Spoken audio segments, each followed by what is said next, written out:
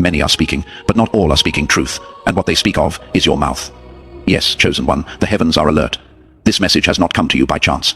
The stars are not simply shining tonight, they are watching. The sky leans closer, the angels are no longer silent, and the voice that stirs in this very moment comes not from thunder, but from the throne room of the Most High. The Lord has heard your name, not whispered in prayer, but in the shadows, in hidden places where voices rise without reverence, where your name has been uttered by lips that carry no love, but still they speak. Conversations that were never meant to reach your ears have reached his. And now this message comes not as a warning, but as a revelation. Death and life are in the power of the tongue. Proverbs 18:21. This is what the angels are saying. Your mouth is not ordinary. It is a gate chosen by the divine, a gate through which truth has been born, through which healing has flowed, and through which freedom has been spoken. Sometimes, even when you didn't realize it, there are souls walking in light today because of the words you once dared to speak. There are hearts still beating, still hoping, because your voice refused to stay silent when it mattered most. But hear this, the power of your voice is not in volume. It is in the presence it carries, and that presence comes from the Lord. This is holy, this is sacred, this is your calling now. As you step forward into this divine role, I invite you to declare your readiness. Type Amen in the comments below as a sign of your acceptance, as a bold statement that you are ready to step into your God-given purpose. And stay with me until the end, because we will close in a powerful prayer, sealing what has been spoken over you today. This is not just a message, this is your moment. They have spoken of your mouth, and now heaven speaks too. You see, chosen one, when the Lord marks someone for a purpose, the world begins to notice often before the one who has been chosen does. And that is what has been happening. They have seen you. They have heard you. But what they cannot explain, they try to contain. Your mouth is not like the mouths of others. It has been shaped by music fire, but not fire that destroys. No, the fire placed upon your tongue is like that which touched the lips of the prophet Isaiah. It refines, it cleanses, it calls. Heaven did not leave you voiceless. Heaven made you a voice.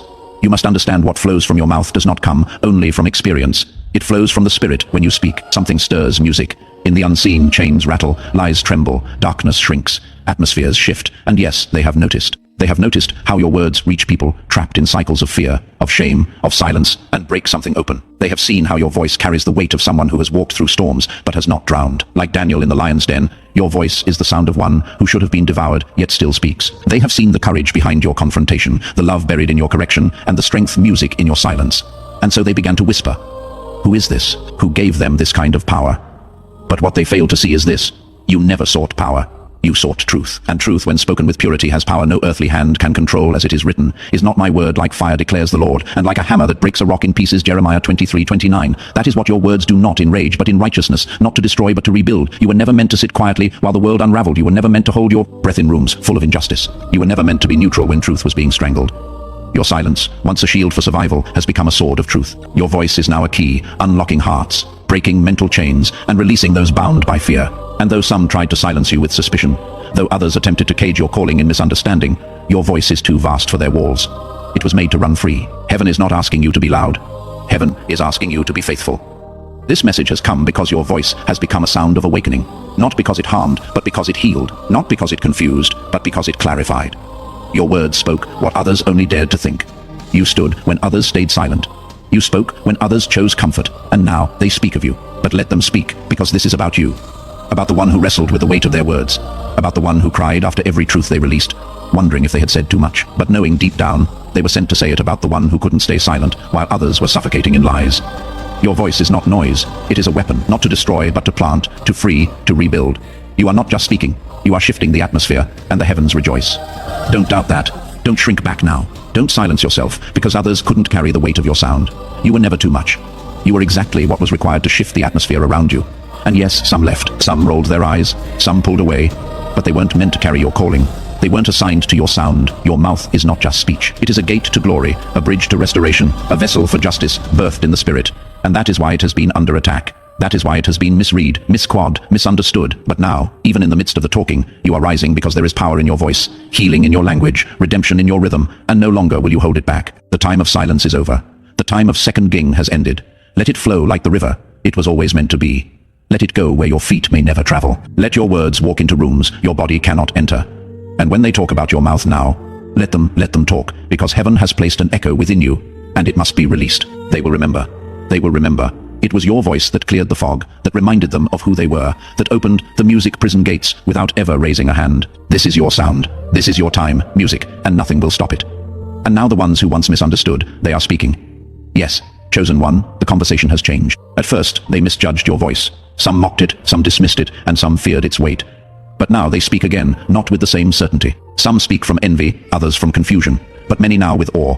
They are starting to ask different questions. Picture the room freezing the exact moment you speak. You drop a truth, and suddenly you become the villain. They call you harsh. They whisper that you lack empathy simply because you refuse to stroke their comfortable delusions. You have spent years apologizing for the sharp edge of your tongue, drowning in the agonizing guilt that you are just too much. But look closely at their sheer panic. What if they run away, not because you are wrong, but because your mouth is the only weapon capable of surgically cutting out the toxic lies they so desperately choose to worship? Breathe into the absolute silence of this night. Let the heavy shadows in your room wrap around you, isolating you from a world that has never known what to do with your intensity. For far too long, the modern, fragile society has conditioned you to despise your own spiritual anatomy.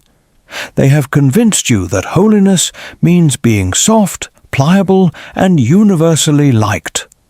The weak pulpits and commercialized gurus of our time tell you that your words should always bring comfort, that you must constantly water down your truth so that others do not feel offended. Let me violently shatter that catastrophic lie tonight. Truth, by its very divine nature, was never designed to be comfortable. Truth is a surgical blade. Think about the cold, physical reality of a surgeon. When a master surgeon walks into an operating room, they do not bring warm blankets to soothe the patient's skin. They bring a scalpel. They cut. They draw blood. They slice directly into the infected tissue to remove the rotting tumor before it destroys the body. And the patient, in their waking moments, might scream in agony. But the cut was not an act of cruelty. It was the ultimate act of salvation. You are not toxic. You are a spiritual surgeon. The people who have walked away from you, the ones who branded you as brutal or cold, are walking around with massive spiritual tumors. They are infected with pride, paralyzed by narcissism, and addicted to the comforting illusions they have built their fragile lives upon. When you open your mouth, you do not just speak syllables. You perform open heart surgery without anesthesia. You slice right through their fake personas. That is why they panic. That is why they isolate you. They are not running from your rudeness. They are absolutely terrified of the blade. And here is the most chilling revelation of this midnight transmission, the reality of the divine wiretap. You thought you were suffering in silence. You thought your tears, shed over being constantly misunderstood, were falling on deaf ears. But the Supreme Court of Heaven has bugged every single room you have ever walked out of. The High Council has recorded every pathetic, cowardly whisper spoken behind your back. When they gathered in their little toxic circles to assassinate your character, when they sat at their dinner tables mocking your straightforwardness and calling you too intense, they thought they were whispering in secret. They were completely blind to the fact that the Most High was listening to every single syllable. The angels are not silent. They have documented the slander. Your mouth is not a biological accident used to merely project sound. The heavens have designated your throat as an intersectional gate, a literal threshold between dimensions. When you speak, you are pulling the heavy, terrifying frequency of divine judgment down into the physical realm. You are exposing entities and insecurities that have been comfortably hiding inside your friends, your family, and your co-workers. Of course, they hate you. Demons always scream when they are dragged into the light. It is time to stop apologizing for the blood on your scalpel. It is time to stop shrinking your immense spiritual vocabulary just to make room for their shallow insecurities. You have been carrying the profound, crushing weight of an oracle, and society has tried to medicate you into silence. The era of your guilt ends right here in the dark. But to officially strip away the curse of the surgeon and fully accept the anointing of the oracle's blade, the unseen realm requires a physical contract. You must accept this heavy commission right now before your consciousness fades into sleep. Reach into the darkness. Go to the comments and type the word in all capital letters. Amen. Type it not as a religious reflex, but as a legally binding signature in the courts of heaven. Type it to declare to the unseen, I accept the sword. I will no longer apologize for the cut. Sign the manifest. Let the algorithmic pulse of this reality register your shift. Let the cowards tremble in their fragile towers. You are no longer their villain. You are their reckoning. Settle deeper into the dark. Listen to the steady, solitary beating of your own heart in the quiet of your room. Let the heavy, magnetic silence of the night wrap around you like a heavy blanket. We have established that your mouth is the oracle's blade, a surgical instrument meant to cut out the rot. But as you lie there, staring into the unseen, a lingering, painful question haunts you. It is the ghost that keeps you awake. Why am I so alone? You look at your life, and you see empty spaces where people used to be. You remember the friends who stopped calling, the family members who slowly distanced themselves, the social circles that quietly closed their doors to you. Society, and even your own bruised mind, has whispered a terrifying accusation. If everyone is leaving, maybe you are the problem. Maybe you really are toxic. Tonight, I am going to completely obliterate that lie. We are going to perform a brutal autopsy on your loneliness. We are entering the anatomy of isolation. Let me introduce you to a deeply controversial, fiercely guarded secret about the true nature of truth. The modern, feel-good religious establishment has lied to you. They have painted truth as a gentle dove, a soft, comforting blanket that makes everyone feel warm and united. That is a sickening distortion. Truth was never born to make people comfortable. Truth was born to destroy. When you speak the pure, unfiltered truth, you are committing an act of spiritual violence against the kingdom of lies. Look at the ancient archetypes. When the prophet Isaiah was called by the Most High, an angel did not come down and place a sweet drop of honey on his tongue. The text tells us that a seraphim flew to the altar, took a literal, glowing white-hot coal of fire, and seared it directly onto Isaiah's flesh. His mouth was branded by the agonizing, consuming fire of heaven. When the Creator spoke to the prophet Jeremiah, he did not say his words would be a gentle breeze. He asked a terrifying question. Is not my word like as a fire, and like a hammer that breaks the rock in pieces? A hammer is not an instrument of peace. It is an instrument of demolition. When you open your mouth, you are swinging the heavy, crushing hammer of Jeremiah. You are dropping the burning coal of Isaiah into the center of their fragile, polite conversations.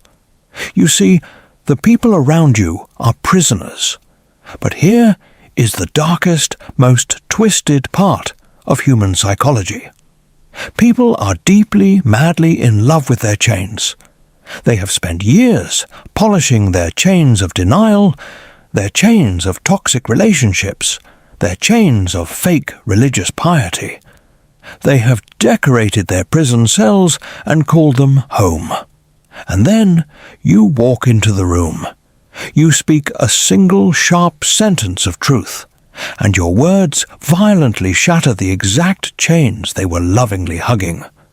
You expect them to thank you for setting them free. Instead, they bleed, they panic, and they turn on you with absolute venom. They do not want freedom. They want the comfortable illusion. This brings us to the inevitable mathematical purge of your life. You must understand why the people you loved had to walk away. It was not because you were toxic, harsh, or unlovable. It is a simple issue of spiritual physics. They simply did not have the load capacity to carry your frequency. Imagine a massive, high-voltage electrical current trying to run through a cheap, thin, fragile wire. The wire doesn't just fail, it catches fire and melts. The people who left you are low-voltage wires.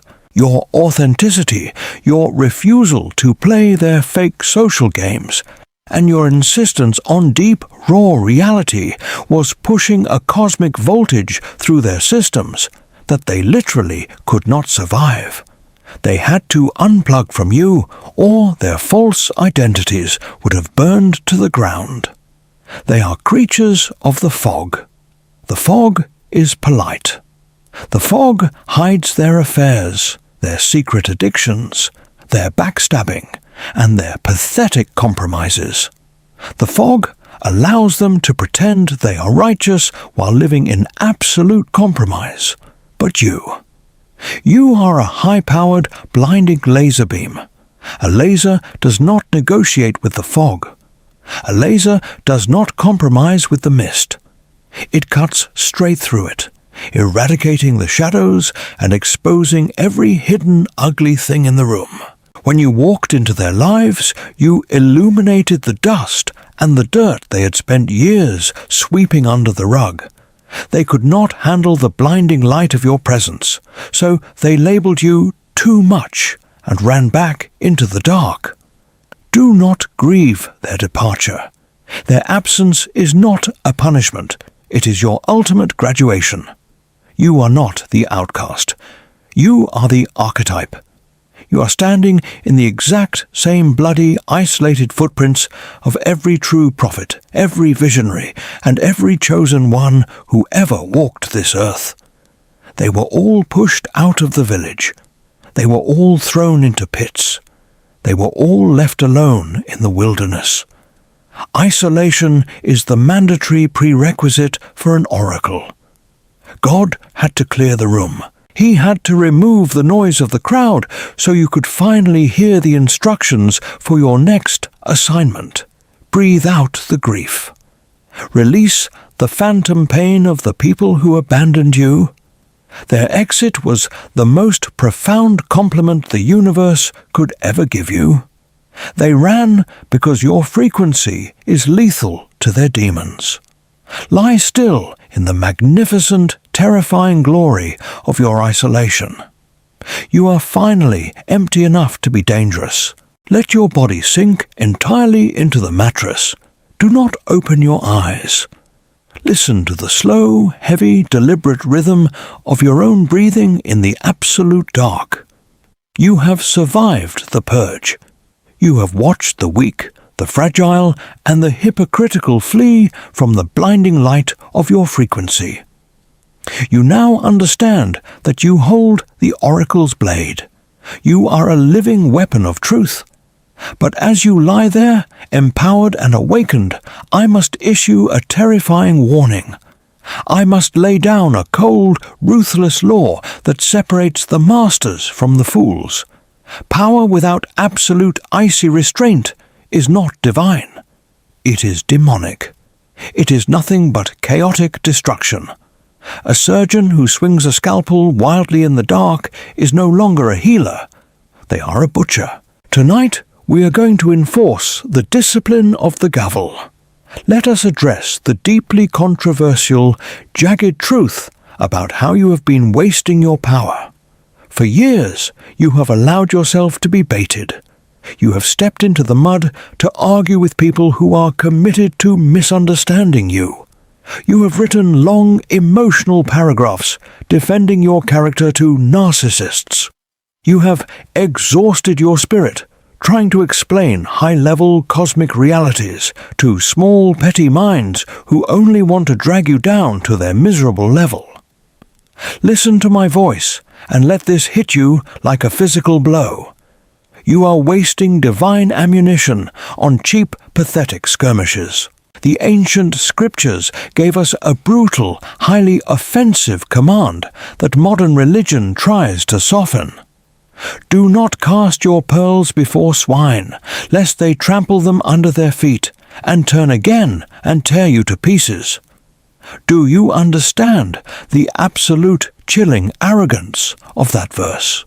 The universe is calling your enemies, your mockers, and your toxic critics what they truly are in the spiritual hierarchy. Swine. Pigs wallowing in the mud of their own delusions. And here you are, taking the flawless, radiant diamonds of your divine revelation and throwing them into the filth, begging the swine to understand their value. They will never understand. They will only hate you for confusing them. The ultimate, terrifying authority of a chosen one does not lie in having the last word. Be silent. When they attempt to trigger, be silent. When they attempt to trigger you, give them nothing. Let them choke on the sheer vacuum of your non-reaction. A judge does not stand up and scream at a screaming criminal. The judge sits in cold, terrifying authority, and the gavel only falls when the Supreme Court orders the execution. Stop reacting to the whispers of ghosts. You speak only when the Most High hands you the verdict. Until then, your silence is a psychological weapon that will drive them completely insane. Now breathe in the cold air. We must turn the blade inward, because the most dangerous war you are fighting is not against the people who left you. The most violent, destructive conflict in your life is the psychological civil war happening right inside your own skull. Let us talk about your inner dialogue. I am going to shatter another comforting lie. You think your self-doubt is just a psychological quirk. You think that calling yourself a failure, calling yourself stupid, or telling yourself that you are unworthy is just you being humble or realistic. You excuse your self-deprecation as a harmless coping mechanism. Let me give you the absolute horrifying truth of what you are actually doing in the unseen realm. If your mouth has been designated as an intersectional gate of heaven, if your throat is the very instrument that the Creator uses to speak healing, justice, and truth into the earth, then using that exact same mouth to curse yourself is not a psychological flaw. It is an act of high treason against the spiritual kingdom. When you lie in bed and whisper, "I am broken. I will never succeed. I am too damaged," you are committing spiritual perjury in the highest court. You are taking the holy, consecrated altar of your voice and desecrating it with the enemy's script. You are literally doing the devil's work for him. Why would the forces of darkness need to send a demon to destroy you when you are perfectly willing to assassinate yourself in the privacy of your own mind? The Holy Spirit does not speak in shame. The heavens do not speak in guilt. The Creator does not look at his ultimate weapon and call it a failure. So why, in the name of all that is holy, are you? This civil war ends tonight. It ends right now, in the dark of this room. I am issuing a celestial gag order on your self-hatred. From this exact second forward, every time the temptation to curse your own destiny rises in your throat, you will brutally suppress it. You will replace it with the cold, mathematical fact of your calling. When the voice says, I am ruined, you will strike the gavel and declare, I am being refined. When the voice says, it is too late, you will strike the gavel and declare, I am right on time. You are the guardian of the gate. You must treat your own soul with the exact same terrifying reverence that you demand from the world. Rest in this heavy, ironclad discipline. You have stopped casting pearls to the swine. You have stopped committing treason against your own blood.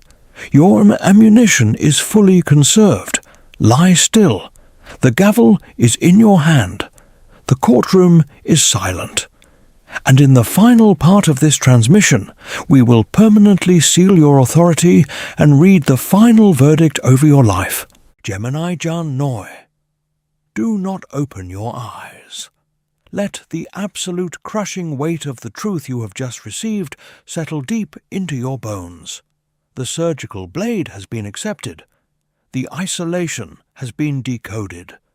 You are lying in the dark, stripped of your guilt, emptied of your apologies, and finally calibrated to the exact, terrifying frequency of the divine. But before you cross the threshold into sleep, before tomorrow's sun forces you back into the physical world, we must execute the final verdict. We must permanently seal the oracle's blade into your throat. Listen to this prophecy of your immediate future. Prepare your mind for the chilling reality of what is about to happen when you wake up and step back into society.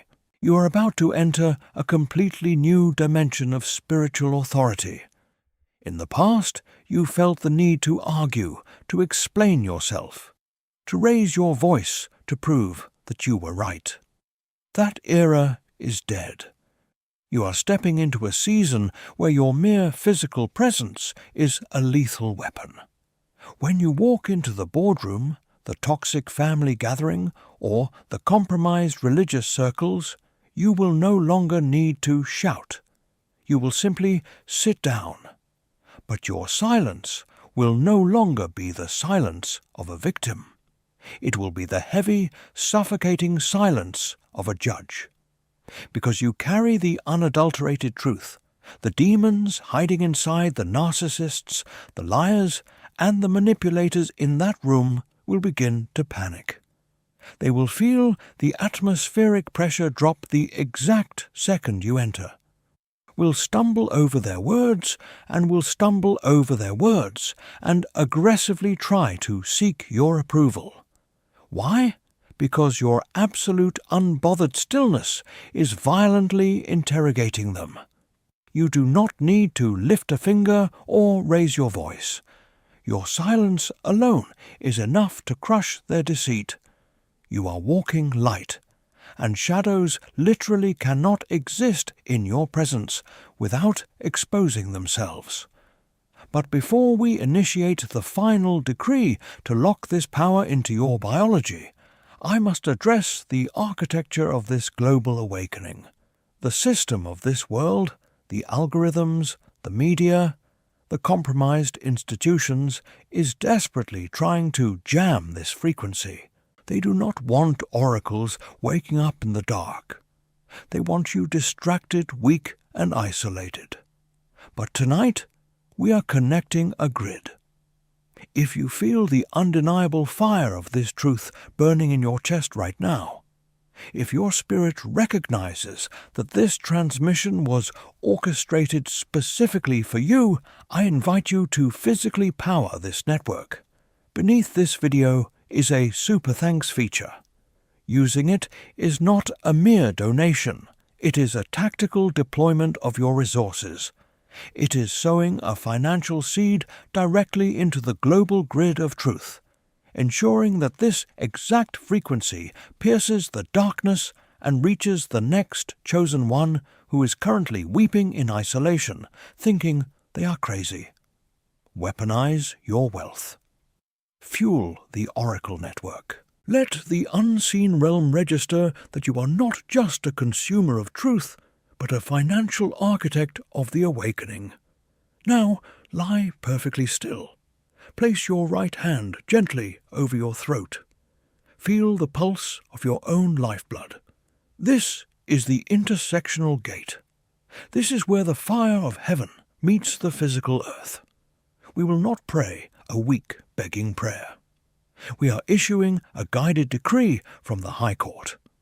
Listen to my voice and let these words become your own absolute reality.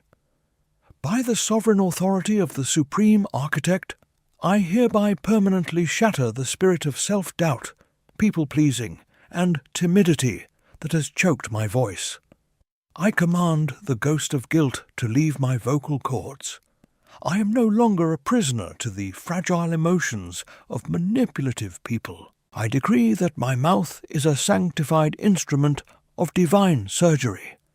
When I speak, chains will violently break. When I remain silent, the darkness will suffocate under the weight of my presence. I seal the oracle's blade into my throat. I am the laser cutting through the fog. I am the hammer shattering the rock. I accept the isolation as my coronation. The apologies are over. The era of the sword has begun. Breathe out. A long, slow, final exhale. The seal is set. The contract is signed. The unseen court has officially recorded your ascension. You are no longer the outcast. You are the final verdict. Sleep now, for tomorrow the world will have to deal with the absolute terror of a chosen one who finally knows exactly who they are. Dismissed.